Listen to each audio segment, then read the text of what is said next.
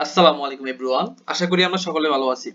আজকে আমার ভিডিওর মূল উদ্দেশ্য হচ্ছে আমরা একজন হাউজহোল্ড থেকে ডাটা নেওয়ার পর, ডাটা আপডেট করার পর কিভাবে বুঝবো যে আমার ওই হাউজহোল্ডের সবগুলা ডাটা আপডেট হয়েছে কিনা বা সফটওয়্যার এন্ট্রি হয়েছে কিনা।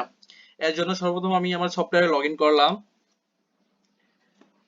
লগ ইন করার পর এরকম একটা ইউজার ইন্টারফেস চলে আসবে। দেন বাম পাশে কোণা নিচে দেখেন ইনভেস্টিগেটর রিপোর্ট। এই যে ইনভেস্টিগেটর রিপোর্টের মধ্যে ডেইলি রিপোর্ট আছে, এখানে ক্লিক করব ডেইলি রিপোর্টে। ডেইলি রিপোর্টে ক্লিক করার পর এরকম একটা ইউজার ইন্টারফেস আসবে। দেখেন এখানে ডেইলি রিপোর্ট আছে। এখানে যেই হাউস হোল্ডের ডাটা আমরা আপডেট করেছি বা এন্ট্রি করেছি, সেই হাউস হোল্ডের লিস্ট মডিউলে যাব আমরা। লাইক এখানে আমি সামেদ দর্জির ডাটা এন্ট্রি করেছি, সেজন্য আমি এই যে সামেদ দর্জির এখানে দেখেন শেষের দিকে কোনায় লিস্টেড মডিউলের নিচে দেখেন এই যে আই বাটন আছে, এখানে ক্লিক করব।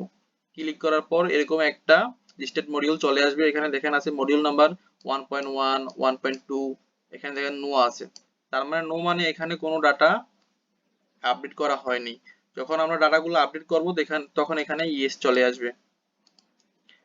তার মানে আমরা সর্বপ্রথম একজন হাউজহোল্ড থেকে ডাটা নেওয়ার পর তার সম্পূর্ণ মডিউলগুলা আপডেট করার পরে আমরা এখানে এসে ইনভেস্টিগেটর রিপোর্টের ভিতর ডেইলি রিপোর্টে ঢুকে এই লিস্টটা চেক দিব যে কোনো কারণে কি কোনো একটা ডাটা মিসিং হয়েছে কিনা বা এন্ট্রি হয় নাই নেটওয়ার্ক জনিত কারণে বা অন্য কোনো কারণে হতে পারে।